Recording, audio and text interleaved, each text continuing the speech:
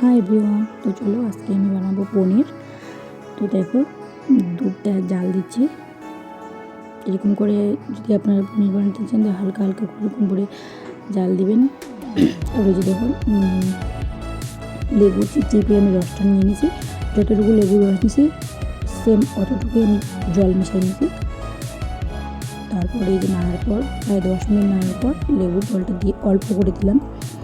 অল্প অল্প করে দিতে লাগবে, একেবারে দিলে হবে না। যে আবার অল্প করে দিলাম।